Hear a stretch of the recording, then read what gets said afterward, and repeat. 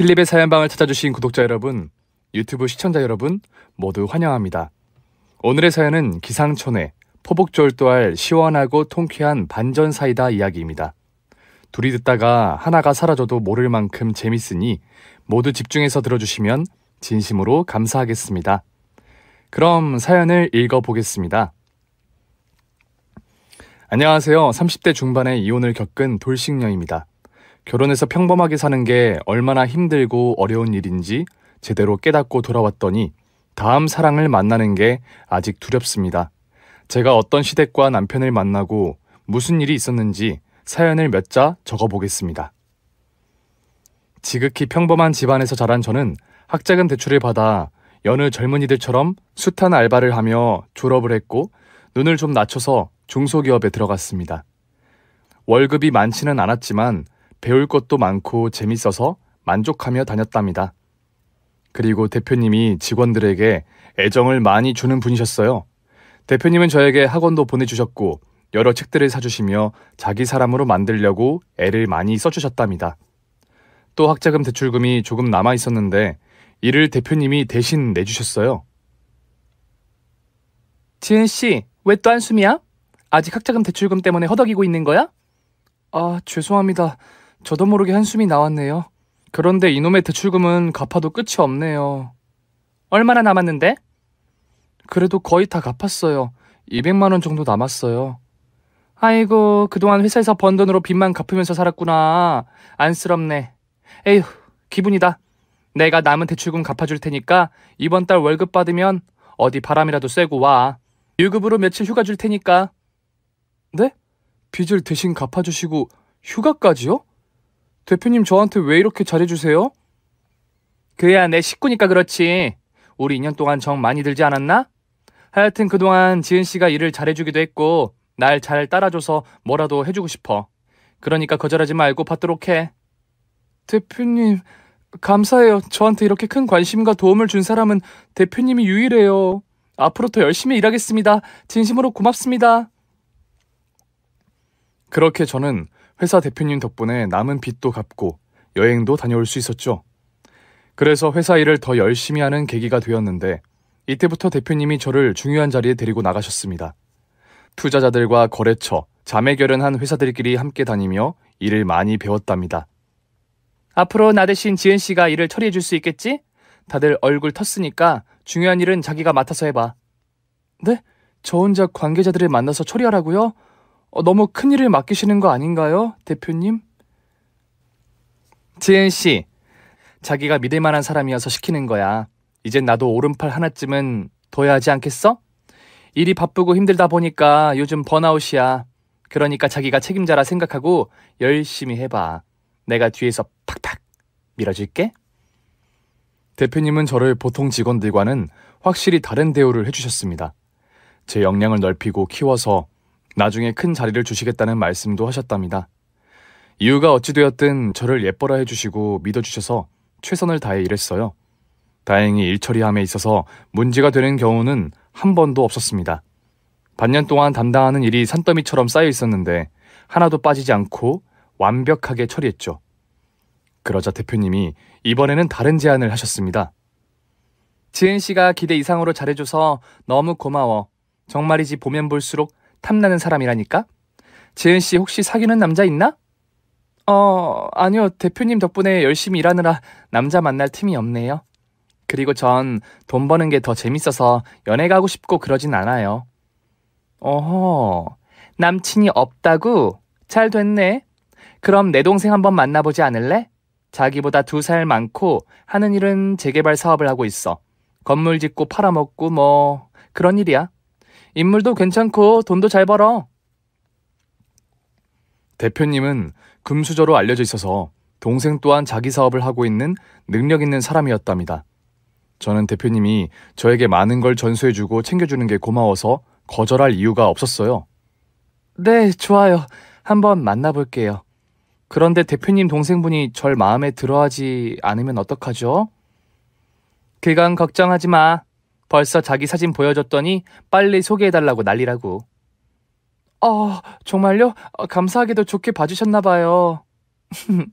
지은씨, 너무 겸손한 거 아니야? 그 정도 미모면 잘난 척해도 된다고. 에이, 아니에요. 대표님이야말로 이 시대의 최고 미인이시잖아요. 요즘도 연하 남친 만나고 계신 거죠? 그때 걔는 정리하고 다른 연하남을 만나고 있지. 나랑 띠동갑인 귀염둥이야. 대표님은 40대 중반임에도 관리를 너무 잘해서 30대로 보였답니다.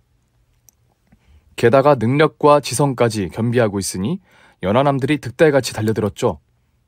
여하튼 며칠 뒤 대표님의 소개로 동생분을 만나게 되었는데 진짜 멋있더라고요. 저는 영화배우가 걸어들어오는 줄 알았답니다. 간단히 인사를 하고 대표님이 빠져주었고 그와 둘이서 식사를 하며 시간을 보냈어요. 사진보다 실물이 훌륭하시네요. 완전 제 스타일이세요. 그런데 이런 미인이 왜 아직도 싱글인지 모르겠네요. 아, 제가 미인인가요? 어쨌든 감사합니다. 저는 요즘 일에 푹 빠져 사느라 연애에 관심을 가지지 않고 있어요. 진영 씨 누나인 대표님이 저한테 많은 일을 주셨거든요. 책임자로 일하고 있어서 엄청 바빠요. 누나한테 들었어요. 믿을 만한 사람이라서 자기 일을 넘겨주고 있다고요. 누나가 그런 사람이 아닌데 지은 씨는 믿을 만한 사람인가 봐요? 사실 누나가 신뢰하는 사람이어서 관심이 더 많이 갔습니다. 대표님은 저에게 귀인이세요. 여하튼 오늘 만나 뵙게 돼서 반갑습니다. 저도 지은 씨한테 귀인이 되고 싶은데 제가 성격이 급해서 돌려 말하지 못하겠네요. 지은 씨가 제 이상형인데다 지금 가슴이 두근거리고 있습니다. 우리 만나보는 게 어떨까요? 미래를 같이 계획하는 사이로다가 말이죠. 네? 글쎄요. 진영 씨가 좋은 분이고 멋진 분인 건 알겠는데 사실 인연인지는 잘 모르겠어요. 그러자 그는 앞으로 자기의 마음을 제대로 보여주겠다며 저에게 만나만 달라고 하더군요. 진영 씨는 정말로 제가 마음에 들었는지 매일 회사 앞으로 데리러 왔고 선물과 꽃다발 같은 애정 공세를 아끼지 않았답니다. 또 주말에 제가 일을 하러 나와 있으면 제 사무실로 직접 만든 도시락을 싸오기도 했어요. 이런 진실된 행동은 여러 달이 지나도 멈추지 않고 한결같았습니다. 그러자 제 마음은 이미 그에게로 향하고 있었답니다. 그렇게 여러 번 튕기다가 몇 달 만에 연인이 되어 예쁜 사랑을 시작했어요. 몇 년 동안 설렘을 느끼지 못하고 지냈었는데 진영 씨가 상상 이상으로 많은 행복과 기쁨을 선사해줘서 하루 12시간이 설렘으로 가득 찼답니다. 저희는 평범하면서도 특별한 데이트를 이어갔고 1년이 넘는 시간을 세상에 둘도 없는 연인으로 보냈어요. 진영 씨가 없는 인생을 상상할 수 없을 만큼 깊고 넓은 사랑의 우물에 빠졌답니다. 그래서 저희는 누가 먼저랄 것 없이 결혼을 결심하게 되었어요. 모든 게 완벽했던 남자였기 때문에 사랑과 행운을 잡은 거라 생각하고 기쁜 마음으로 드레스를 입고 진영 씨의 아내가 되었네요. 시부모님은 교양이 넘치시는 분들인데다 자유로운 영혼을 소유한 분들이셔서 저와 남편이 어떻게 살든지 신경 쓰지 않았어요. 게다가 1년의 절반을 해외여행으로 보내시고 계셔서 얼굴도 자주 보지 못했답니다. 제 주변 친구들은 신랑도 잘난 데다 시댁까지 신경 쓸 필요가 없으니 횡재한 거나 다름없다며 많이들 부러워했습니다. 그런 말을 들을 때면 제가 남편복과 시댁복이 많다고 느끼며 감사함을 잊지 않았어요. 신혼 6개월은 정말 편하게 잘 지낸 것 같아요. 일도 가정도 잘 돌봐가며 지내서 시간이 모자라긴 했지만 더할 나위 없을 만큼 행복했답니다. 그런데 예상치 못한 일이 생기면서 제 결혼 생활에 반전을 맞게 되었습니다. 해외여행을 다녀온 시부모님이 시댁이 아닌 저희 집으로 짐을 싸서 들어오신 겁니다. 아버님, 어머님, 여행 잘 다녀오셨어요? 그런데 이 짐은 다 뭐예요? 일단 받아라. 무거워 죽겠으니까 안방에다 짐부터 풀어라. 네? 그게 무슨 말씀이신지. 우리 오늘부터 여기서 좀 지내야겠다. 네 시아버지가 카지노에서 놀다가 재산을 날려먹었어. 집을 담보로 해서 돈을 빌렸는데 한 푼도 남김없이 싹 날려버렸다고. 내가 저 인간 때문에 제명에 못 산다. 알고 보니 시부모님은 아시아 여행을 다니시다가 필리핀의 한 카지노에 들어가 손맛을 보셨고 한 달 내내 거기서 죽치고 있다가 가진 재산과 집까지 날렸다는 겁니다. 저는 황당한 상황이라 어찌할 바를 몰라 남편의 눈치를 보고 있었는데 그이가 어서 짐부터 풀어드려. 이렇게 된 거 어쩔 수 없지. 내가 집 장만해 드릴 때까지 여기서 지내게 해드리자 라고 말하는 겁니다. 아무리 남편과 시부모님이 잘난 사람들이라고 해도 한마디 상의 없이 무작정 들어오는 건 아닌 것 같아 남편을 작은 방으로 데려가 말했어요. 여보, 이런 법이 어딨어. 시부모님을 모시고 살라는 거야? 그럼 어떡하냐. 돈을 다 날려먹고 무일푼이라는데 방법이 없잖아. 형님네 집으로 가셔도 되잖아. 거기가 훨씬 더 넓고 좋은 집인데 그게 낫지 않겠어? 당신 좀 실망이다. 지금 상황에 부모님을 내쫓으라는 거야? 나중에 내가 망하면 나도 쫓아낼 기색인데? 아니, 내 말은 그게 아니라. 그만해라.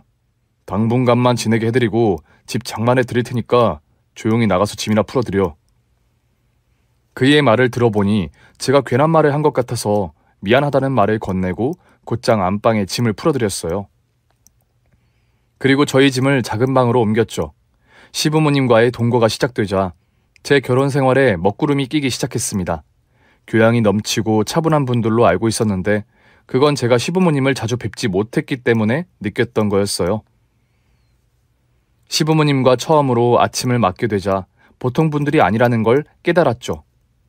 젓가락 갈 데가 없네. 아가, 너는 결혼한 지 반년이 넘었는데 아직도 밥상 하나를 제대로 못 차리는 거냐? 어찌 된 게 맛없는 식당에 온 기분이다.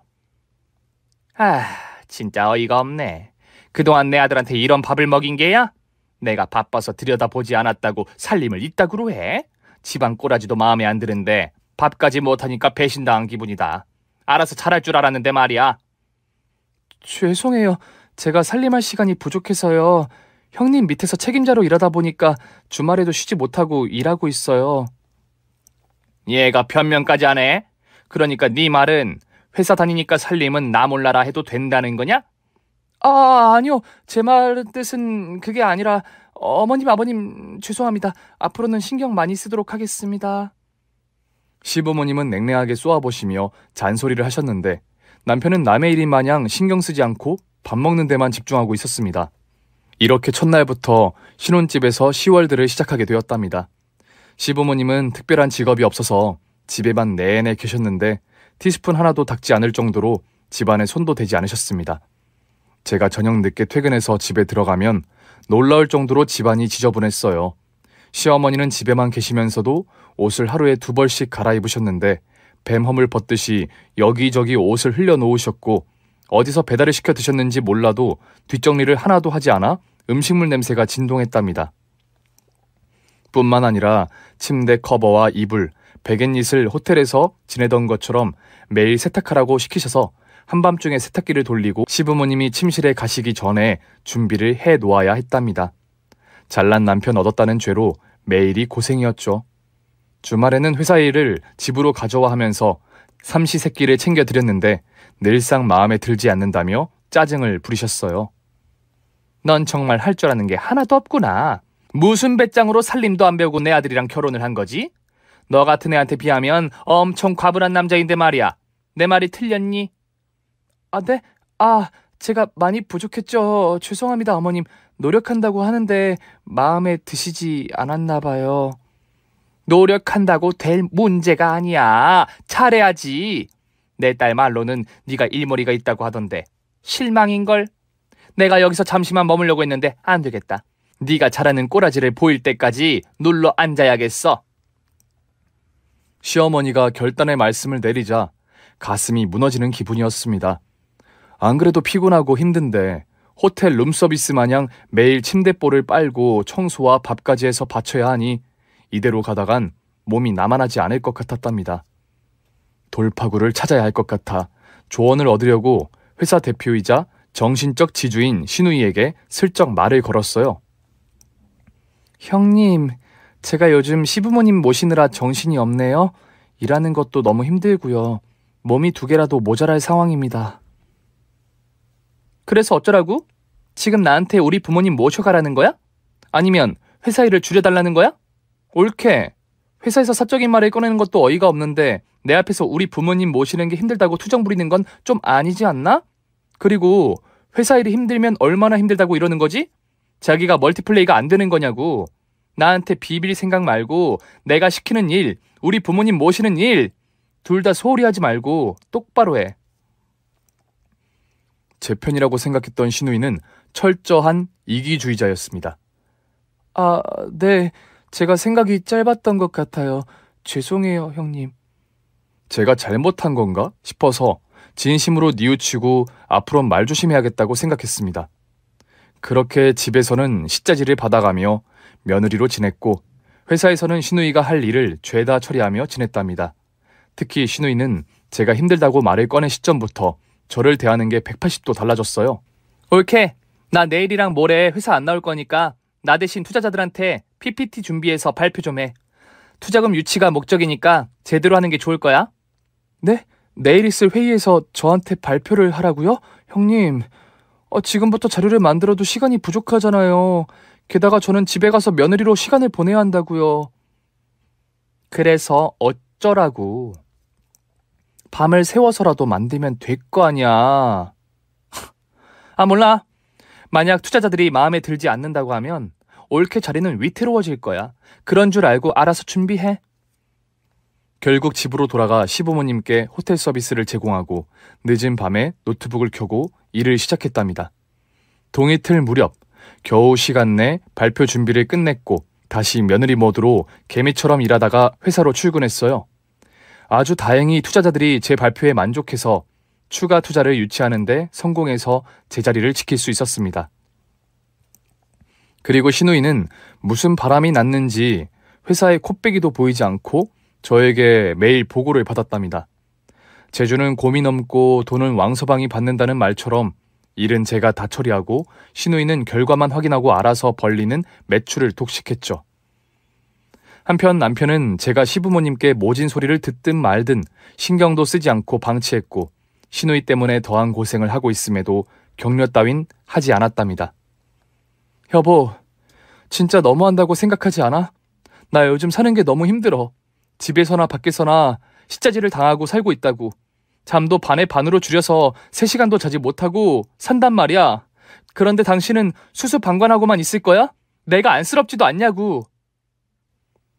부모님 나가실 때까지만 고생한다 생각하면 되지. 나한테 투정 부리기냐? 그리고 나 같은 남편 만났으면 이 정도는 아무것도 아니라고 생각해야 하는 거 아니야? 당신은 어떻게 하나는 알고 둘은 몰라. 길 가는 사람 아무나 붙잡고 물어봐. 수십억 자산가의 아내로 살려면 이 정도 고생을 겪는 게 별일이냐고 말이야. 당신이 등 따시고 배불러서 볼멘 소리를 작작 해대는데 이젠 좀 철 좀 들어라. 당신이 우리 누나가 아니었으면 회사에서 중요한 직책을 맡을 수 있었을까?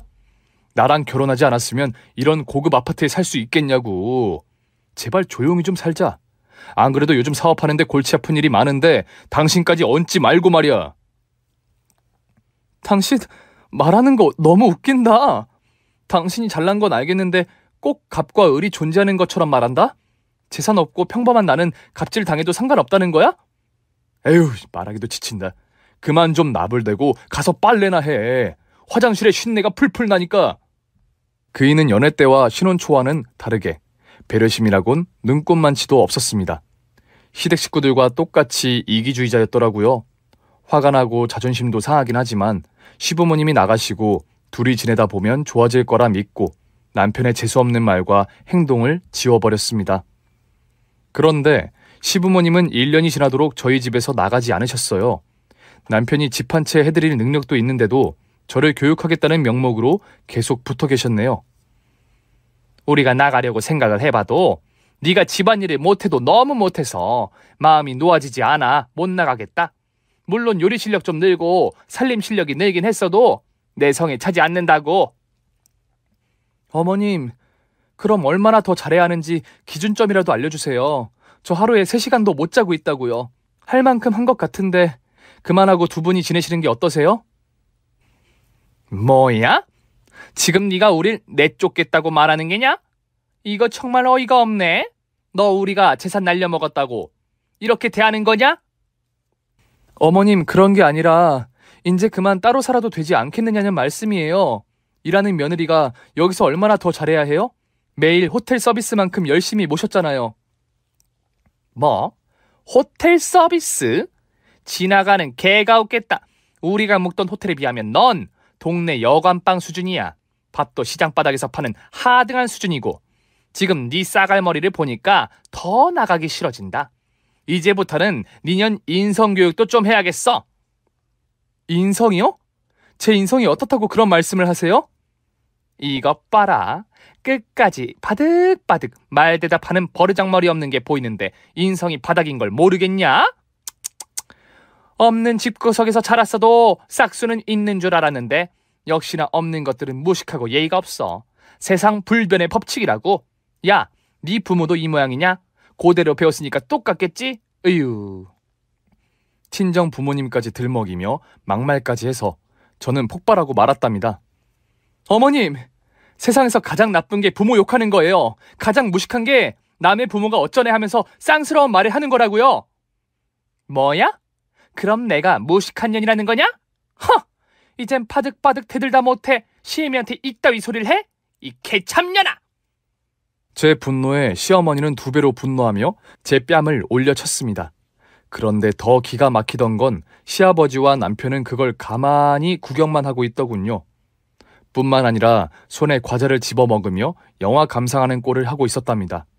너무 부하가 치밀어 더는 안 되겠다 싶어 집을 나와버렸어요.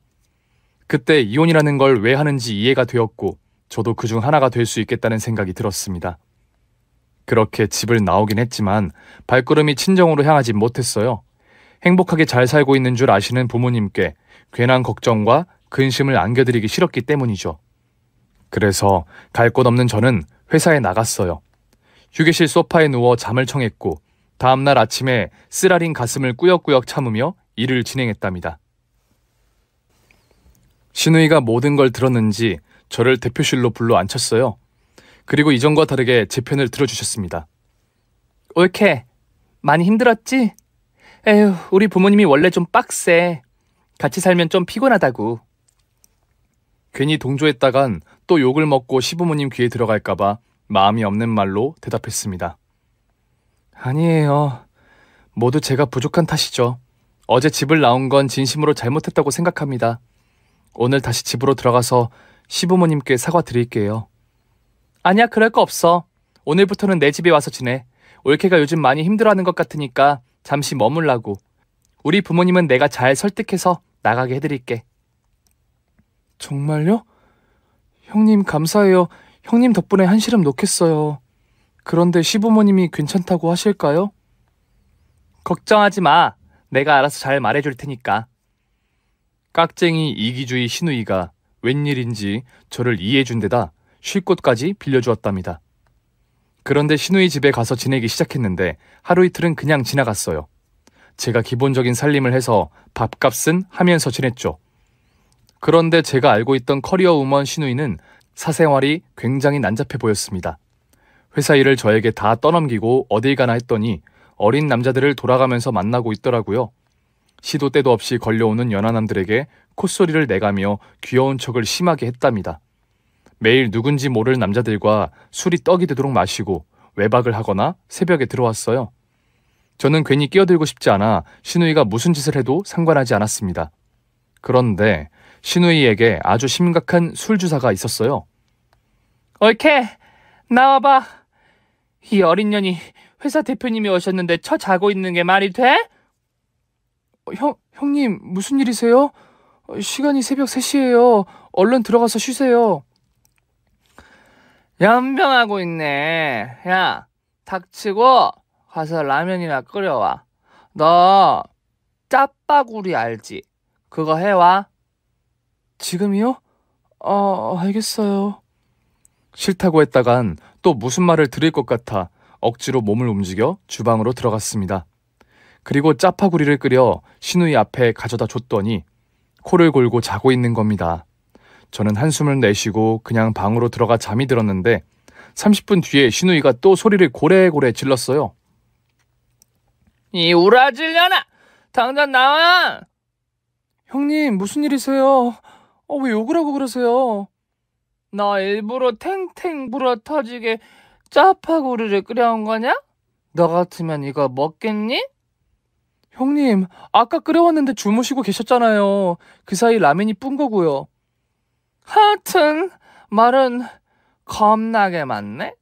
그냥 죄송하다. 다시 끌어오겠다고 하면 끝날 것을. 야, 니년이 우리 부모님한테 어떻게 됐는지 안 봐도 훤하다. 앞으로 내가 니년의 싸가지 없는 성격을 뜯어 고쳐줄 테니까 잘 배워.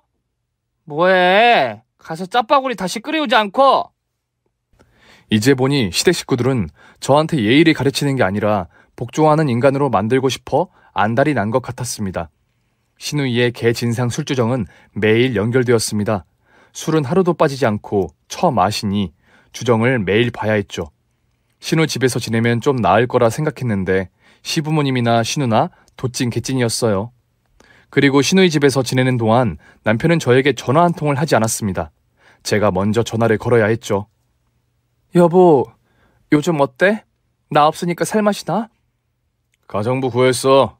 아무 문제 없으니까 신경 끄시오. 왜 전화했어? 당신은 내가 알던 그 사람이 맞아? 부부가 통화하는 게 이상한 일이니? 정말 실망이다. 어머님한테 된통 당하고 있는데 팝콘 먹으면서 구경하는 걸 생각하면 아직도 이가 갈린다고. 내가 나선다고 달라질 게 없으니까 그랬지. 그리고 우리 엄마 성격이 불같은 분이라 나까지 보태면 당신은 아마 반 죽었을 거야. 여보, 이런 모습을 진작에 좀 보여주지 그랬어. 그럼 결혼을 고민했을 텐데 말이야. 그런데 요즘 살림은 어떻게 하고 있는 거야? 가정부 구했어. 일 잘하는 아줌마로. 제가 집에서 나오자마자 가정부를 구했다네요? 그럼 애초에 가정부를 들여놓았으면 좀 좋았을까요? 이렇게 허무맹랑한 말을 들으니 화딱지가 났습니다. 결국 가정부를 구했네? 어머님은 가정부한테도 나한테 했던 것처럼 못살게 구셔? 그럼 가정부가 얼마 버티지 못할 텐데 말이야? 가정부가 일을 너무 잘해서 한마디도 하지 않으시거든? 그나저나 당신 언제쯤 들어올 거야? 몰라. 당신이 찾아와서 엎드려 사과하면 마음이 돌아설지 모르지. 헛소리 말고 빨리 들어와. 아, 맞다. 누나 결혼하는 거 알고 있지? 뭐, 결혼? 아니, 처음 듣는데? 뭐야. 같이 살고 있으면서 나보다 누나를 모르면 어떡하냐? 어쨌든 누나 결혼 준비하고 집도 정리하니까 하루빨리 집으로 들어와. 그렇게 통화를 끝내고 다시 시월드가 있는 집으로 들어가야 하나 고민이 되더군요. 결론적으로는 이혼하지 않을 거면 돌아가는 게 맞았습니다. 그런데 그동안 몸고생, 마음고생한 걸 떠올려 봤더니 쉽게 가고 싶은 생각이 들지 않았어요. 또 제가 돌아가면 분명 가정부를 잘라버리고 저를 또다시 노예 부리듯이 부려먹을 게 뻔했으니까요. 일단 보류로 남겨두고 먼저 신우이에게 결혼을 축하한다 전했습니다. 진상 신우이는 자기가 말하지 않은 걸 모르고 있었답니다. 얼마나 저라는 존재를 하찮게 생각했으면 그랬는지 속이 훤히 보였죠. 그리고 신우이가 결혼하는 남자가 동갑내기라는 말을 듣고 놀랐습니다. 얼마 전 집에 연하 남친을 데리고 와서 꽁냥꽁냥 놀았으니 양다리를 걸쳤거나 그 이상의 오징어 다리를 걸쳤던 거죠. 사생활 문란의 술주정뱅이인 걸 결혼 상대자도 알고 있는지 의문이 들었답니다. 어쨌든 알면서도 모른 척해야 하는 입장이라 가만히 있었습니다. 신우이가 결혼 준비에 들어가면서 저도 슬슬 짐을 싸서 저희 집으로 돌아가려고 준비를 했어요. 그런데 내적 갈등이 심한 데다 시부모님과 남편 얼굴을 다시 볼 생각을 하니 바로 심장이 쪼그라드는 기분이 들었어요. 이에 저는 먼저 남편을 먼저 만나 화풀이도 하고 신경을 가라앉힌 채 들어가는 게 좋을 것 같다는 생각을 했습니다. 연락을 하고 가려고 하면 뭐하러 오느냐고 할까봐 전화를 하지 않고 그이가 일하는 간이 사무실에 갔답니다. 공영 주차장에 차를 주차하고 남편 사무실을 향해 걸어가는데 그이가 글쎄 상간녀로 보이는 여자와 팔짱을 끼고 사무실 안으로 들어가더라고요. 신우이와 하는 짓이 똑같았나 봅니다. 이에 저는 사무실을 들어가지 않고 앞에서 지켜봤습니다. 1시간 정도 기다렸더니 두 년놈이 다시 팔짱을 끼고 나오더군요. 보아하니 같이 일하고 있는 동업자 같았어요. 저는 놀랍지도 화가 나지도 않았습니다. 이미 미운 정까지 다 떨어졌는지 아무 감정이 들지 않더라고요. 핸드폰 카메라를 켜고 동영상을 찍어가며 그 둘을 따라갔더니 제 예상대로 모텔방으로 들어갔답니다. 그 모습까지 모두 영상으로 담았고 이혼할 때 써먹어야겠다고 판단했습니다. 결국 다시 신우이 집으로 돌아갔고 회사도 그만둘 계획으로 세웠어요. 아무리 미워도 제가 맡은 일은 제대로 매듭을 짓고 싶어 당분간 참고 지낼 생각이었죠. 그래서 신우이 집에 들어가지 않고 회사에서 먹고 자며 정리를 하고 있었답니다. 그런데 제 동료 직원 하나가 저에게 줄 게 있다며 부르더라고요. 이 팀장, 그동안 내가 이 팀장을 많이 질투하고 시샘한 거 알죠? 저를 미워했던 거 알아요. 저라도 제가 미웠을 겁니다. 그런데 이제 기분 푸세요. 박 대리님만 알고 계세요? 저 회사 그만둘 겁니다. 네? 회사를 그만둔다니 갑자기 왜요? 그게 지극히 개인적인 이유라 말씀을 드리지 못하겠네요. 여하튼 박 대리님이 잘 버텨주실 거라 믿고 편한 마음으로 나갈게요. 그동안 감사했습니다. 그러자 동료는 회사를 관두는 이유에 신우이가 들어가 있느냐고 묻더군요. 이렇게 되면 제가 말하기 더 수월해지겠네요. 이건 아무래도 이 팀장한테 넘겨줘야겠어요. 자, 받으세요. 이게 뭔데요? 그냥 판도라의 상자라고 말해두죠. 그걸 어떻게 써먹든지 이 팀장님 마음대로 하세요. 동료가 USB를 주고 웃으며 떠났고 저는 곧바로 파일을 열어보았습니다. 의문의 동영상 파일이 하나 있었는데 그걸 클릭하자 천지가 개벽할 충격적인 영상이 나왔답니다. 어찌나 소름이 끼치던지 헛구역질이 절로 나왔죠. 차분하게 이성을 찾고 나서야 이 영상을 언제 어떻게 써먹을지 해답이 나왔답니다. 그리고 제가 회사에서 먹고 자는 동안 시댁 식구들 중 누구도 신경을 쓰지 않았어요. 이런 취급을 받으니 더더욱 이혼에 대한 결심이 강해졌고 제가 할 일이 명확해졌답니다. 식구들은 저를 제외하고 시누이 신랑감의 가족들과 상견례를 치렀는데 결혼식을 그달에 바로 올린다고 하더군요. 결혼식 당일에 한껏 차려입고 예식장에 도착했답니다. 오랜만에 보는 시부모님은 언제나 그렇듯 저더러 인성머리 쌈 싸먹고 천지분간 못하는 배은망덕한 년이라 욕을 하시며 맞아주시며 신우 들러리 제대로 하라고 으름장을 놓았고 바람난 남편은 네 집 괴가 왔나 보다 하고 대충 한번 쓱 보더니 제가 날카롭게 쏘아보자 그제서야 억지로 반가운 척을 하더군요. 대충 인사를 해서 이번에는 신우이에게 축하의 말을 전하러 신부 대기실에 들어갔습니다. 그런데 신우이가 화들짝 놀라며 승질을 내더라고요. 옳게! 녹하고 들어와야지 깜짝 놀랐잖아! 형님 긴장을 많이 하셨나봐요. 형님답지 않게 놀라시기는. 아무튼 결혼 축하드려요. 오늘 제가 들러리랑 시키는 거 제대로 할게요. 필요 없거든? 이미 시다바리를 돈 주고 샀으니까 올케는 그만 나가봐. 그래요? 그러시다면야 그럼. 그 순간 신우이 드레스 치마가 저절로 꿈틀거리더군요. 웨딩드레스 치마가 많이 넓어 보였는데 꼭 누가 숨어있는 것처럼 느껴졌답니다. 신우이에게 축하 인사를 다시 한번 건네고 신부 대기실의 문을 아주 살짝 남기고 닫았어요. 그런데 제 예상대로 드레스 치마 밑으로 어떤 남자가 기어 나오더라고요. 찰나의 순간이었지만 놓치지 않고 바로 동영상을 찍어 두었답니다. 이윽고 결혼식이 시작된다는 사회자의 목소리가 들렸고 하객들은 박수를 보냈어요. 먼저 신랑이 신나게 입장을 했고 이어서 시아버지와 시누이가 손을 잡고 입장을 시작했습니다. 두 사람은 미소가 가득한 채 걸어 들어오고 있었는데 곧 예식장 스크린에서 영상이 흘러나왔어요. 원래는 신랑이 준비한 감동적인 프로포즈 영상이 나오기로 되어 있었는데 제가 담당자에게 파일이 바뀌었다며 박 대리님이 건네준 USB를 건네주었어요. 제가 신부의 올케인 걸 알고 있어서 아무런 의심을 하지 않고 영상을 틀었답니다. 영상은 저희 회사 화장실 안에서 찍힌 거였어요. 박 대리님이 볼일을 보고 있는데 앞칸에서 이상한 소리가 들려 변기를 밟고 올라가 영상을 찍었답니다. 신우이와 회사 부하 직원인 이진석이라는 남자였는데 둘이 여자 화장실에서 그 짓을 하고 있었어요. 예식장 스크린에서 더러운 영상과 음성이 퍼져나가자 하객들은 물론 신랑 측 가족들의 얼굴이 시퍼렇게 질렸답니다. 급기야 신랑 어머니는 너무 놀란 나머지 졸도하고 말았네요. 그리고 입장을 하던 시아버지와 시누이는 식은땀을 흘리며 그 자리에서 그대로 멈춰버렸습니다. 뭐야? 이거 도대체 누가 이런 짓을 한 거야?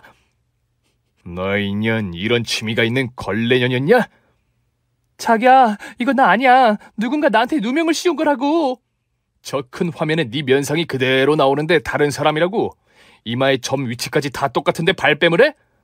신우이는 예식장 관계자에게 영상을 빨리 끄라고 소리를 질렀습니다.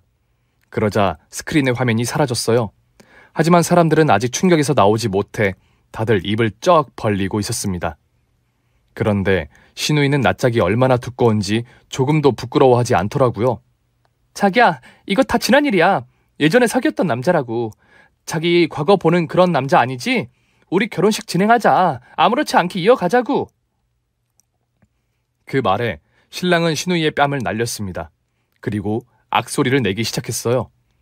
이 걸레년이 어디서 구라를 쳐! 동영상에 날짜가 지난주로 찍혀있는데 눈 하나 깜짝 안 하고 구라를 치네? 그리고 하객들한테 저걸 다 보여주고 니년이랑 결혼을 하라고? 에라이 썩을 참년아!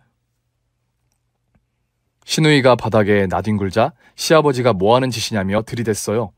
그러자 신우이 신랑이 나이 많은 어른 대접을 잊어버렸는지 똑같이 뺨따구를 날렸답니다. 저는 이 모든 상황을 지켜보며 낄낄거리다가 무대 위로 올라갔어요. 아직 전해야 할 게 남았으니까요. 저기 신랑님, 아까 제가 신부 대기실에서 찍은 사진인데 이거 보세요. 아까 동영상 속 남자랑 동일 인물이에요. 드레스 안에 들어가서 뭔 짓을 했는지 말하지 않아도 아시겠죠? 여기 이 남자가 바로 저기 앉아있는 놈입니다. 불씨를 살짝 던져줬더니 신랑의 눈이 뒤집혀서 신우이와 바람피운 부하 직원에게 달려가 주먹과 발로 사정없이 두들겨 팼답니다. 거의 초조검이 된 그 놈은 동료 직원들에게 질질 끌려나갔어요. 하객들은 계속해서 경악을 금치 못했죠. 이어서 다음 식순으로 남편 놈 차렸어요. 흥분한 신랑님에게 제가 결혼을 막아줬으니 제 소원으로 남편 놈을 응징해달라고 부탁했습니다. 신랑님, 제가 아니었으면 저 걸레하고 결혼식을 치렀겠죠? 제가 구해드렸으니 이번에는 제 부탁을 들어주세요. 처남댁이라고 했죠. 덕분에 살았습니다. 그쪽 아니었으면 전 아무것도 모른 채 등신처럼 살았을 거예요. 무슨 부탁이든 해보세요. 제 남편도 저 걸레년하고 똑같이 바람을 피우고 있어요. 제가 나서고 싶은데 힘에서 밀리니까 대신 좀 응징해 주시면 안 될까요? 안 될 게 있습니까? 어차피 2판 4판 공사판인데 저놈의 식구들 모두를 잘근잘근 씹어먹어버리겠습니다. 신랑은 제 부탁을 그대로 들여주려고 남편에게 달려들었어요. 영문도 모르고 패대기를 연속으로 당한 그이는 자기가 잘못한 게 뭐가 있느냐고 혓바닥을 놀리더군요. 그래서 눈앞에 바람난 영상을 보여주었고 그동안 시어머니한테 당한 수모와 신우이에게 당한 갑질을 쏟아냈습니다. 이 머저리 같은 놈아, 내가 네 엄마한테 욕먹고 처맞고 있을 때 구경만 하던 값이라 생각해. 그리고 네 잘난 누나가 나한테 한 진상짓의 10분의 1이라도 느껴봐. 이 쓰레기 시궁창 같은 놈아. 그것도 모자라 딴 년이랑 모텔방을 들어가? 이 개같은 놈. 너 같은 놈은 돼지게 맞아도 싸다. 신랑님, 패대기 그만 치고 저 자식 가운데 다리 좀 아작내주세요. 쌍방울을 밟아버리라고요. 까짓까 그러죠. 이런 개놈의 자식은 남자 구실 못하게 고자를 만들어야 한다고요. 에이, 맛 좀 봐라. 안 돼. 거긴 안 돼요. 차라리 다른 데를 때리라고. 남편의 비명에 하객들은 모두 입을 틀어 막았습니다. 신우 신랑이 남편을 개패듯이 패고 일어나지 못하게 하자 제가 그동안 쌓였던 화를 따귀를 날리며 풀었습니다. 내가 너한테 속아서 결혼해서 이 모양이 이 꼴이 됐어. 네 식구한테 당한 걸 생각하면 하루 종일 패도 속이 안 풀린다고 이 인간아. 고마워라. 말 먹었다 아이가. 지금 내가 고자가 된 것 같보다 이러실 수가 없다. 눈물 콧물 그리고 침까지 질질 흘리는 남편놈의 가운데 다리를 제 날카로운 하이힐 굽으로 밟아 주었습니다. 그 순간 빠직 소리가 나며 남편의 눈이 튀어나올 것 같더군요. 저는 고개를 돌려 시모에게 시선을 향했고 천천히 다가갔습니다. 한 걸음 새아가 왜 이러는 거니? 오지 마.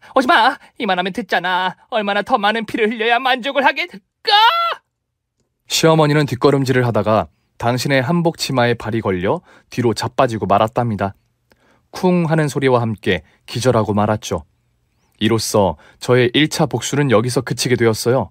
심해부가 될 뻔한 신랑과 식구들은 저에게 고맙다는 말을 전하고 도울 일이 있으면 돕겠다고 하더군요. 그래서 이혼 소송을 할 생각인데 좋은 변호사를 소개해달라고 했더니 글쎄 심해부의 직업이 변호사라는 겁니다. 그래서 2차전도 신우 신랑과 손을 잡고 함께 하기로 했어요. 먼저 심해부가 당한 것에 대한 정신적, 물리적 피해 보상을 청구했고 저는 이혼 소장을 날렸습니다. 당연히 위자료를 듬뿍 받아서 그나마 위로가 되었어요. 그리고 신우이의 회사 투자자들과 자매 결연한 회사 대표들에게 신우이가 얼마나 더러운 년인지 알렸답니다. 그러자 신우이와 관련된 파트너들은 모두 투자금을 빼고 이 바닥에 소문을 퍼뜨려 일하지 못하게 만들었어요. 또 변호사님이 전 남편의 뒤를 탈탈 털어봤더니 비리가 한두 개가 아니었답니다. 뇌물과 횡령은 기본이었고 재개발하는 과정에서 반발하는 시민들에게 조폭을 동원해 협박과 회유한 사실이 적나라하게 드러났습니다. 전 남편은 모두 돈을 주고 입마감을 했더라고요. 뿐만 아니라 요즘 뉴스에 난리난 빌라왕 이야기 들어보셨죠? 제 전 남편이 그런 빌라들을 건축하고 거래했어요.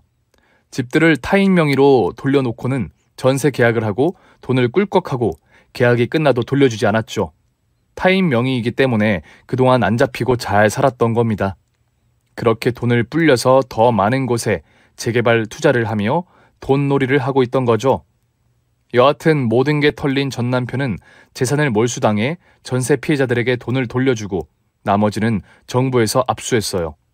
그이는 감옥에 들어가 오랜 시간을 보내야 했는데 시댁이 완전히 망해서 사식에 손도 대지 못하고 주구장창 콩밥만 처먹게 되었어요. 이렇게 저의 모든 복수는 끝이 났어요. 제가 당한 거에 비해 너무 크게 돌려준 것 같은 마음이 들긴 했지만 나쁜 놈들이 벌을 받은 것이니 죄책감 따위는 하나도 가지지 않고 있네요.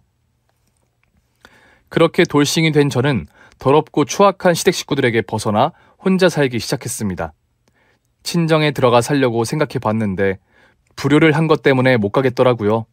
그래서 지금은 괜찮은 아파트와 경력직으로 이직한 대기업에서 열심히 일하며 살고 있습니다.